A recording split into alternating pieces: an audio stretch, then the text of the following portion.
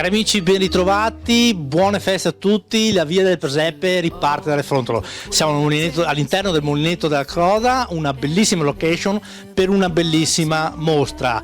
Abbiamo qui con noi il piacere di avere due rappresentanti dell'associazione Mulinetto della Croda, Roberto Morgan e Lorenzon Genni. Parliamo con te, Roberto.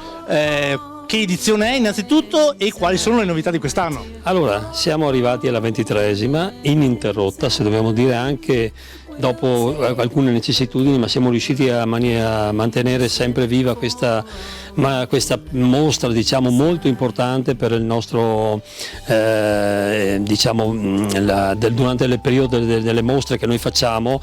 Riteniamo che quella dei presepi sia la più importante, diciamo, anche per attrazione del pubblico, dei nostri visitatori, quindi sia visitatori, diciamo, frequentatori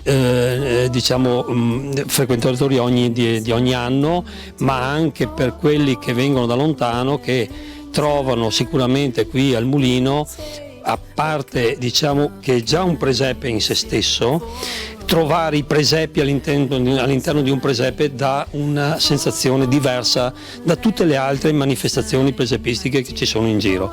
Noi chiaramente non siamo i migliori, però devo dire la verità, con la Genni Lorenzon, che sicuramente se non ci fosse lei questa mostra non esisterebbe, dopo purtroppo la perdita di Lorenzon Pietro, che era lui diciamo il principale esecutore di questa mostra, siamo veramente contenti che siamo riusciti anche quest'anno a realizzarla in tempo utile per diciamo dall'8 di dicembre che abbiamo fatto già l'inaugurazione. Tu mi dicevi è una mostra di persone qualsiasi, però quest'anno ci sono due particolari artisti con la maiuscola. Diciamo che abbiamo sempre ogni anno delle particolarità. Dobbiamo sempre citare il nostro Dalcol, diciamo che è un artista sicuramente eccezionale. Abbiamo quest'anno anche Salton Ralph, che ha fatto anche lui un presepio molto bello, bellissimo da vedere. Abbiamo comunque riportato anche il Venezia, diciamo, di quelli dei nostri amici di San Daniele, che è sulla stanza in alto, con piccole modifiche, diciamo, che comunque quello è animato, e anche tra l'altro col ciclo giorno e notte, che dà sicuramente un qualcosa in più rispetto a quelli, diciamo, dei presepi statici normali. Però voglio dire, abbiamo anche diciamo altre opere chiaramente che sono importanti, non le possiamo citare tutte in questo momento perché ne abbiamo circa, penso, una trentina, quarantina, ecco, anche cinquantina.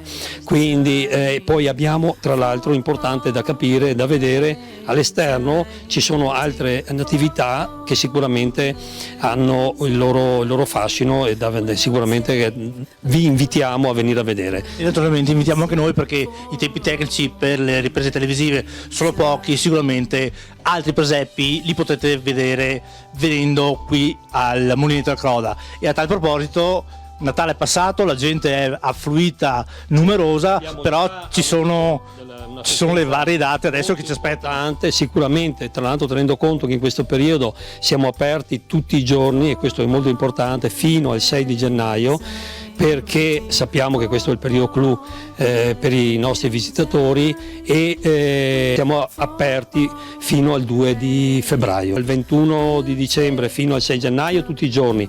Poi abbiamo logicamente, come l'orario normalissimo, il sabato, domenica e le festività, però comunque vi potete consultare il nostro sito internet. Sicuramente manderemo delle informazioni in Facebook e in Instagram, ma anche chiaramente se qualcuno ha dei dubbi ci manda una mail, in qualche modo comunque rispondiamo a qualsiasi informazione che è necessaria. Grazie Roberto, grazie Genni della presenza. Sicuramente verrete numerosi qui al Mulinetto della Croda.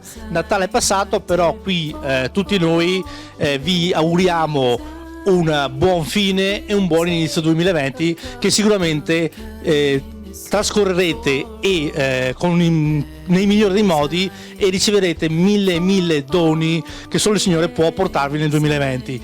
Qui dal Molinetto della Croda, Roberto, Jenny e Luigi vi salutano e buoni auguri. We'll take a cup of kindness, yet for all anxiety.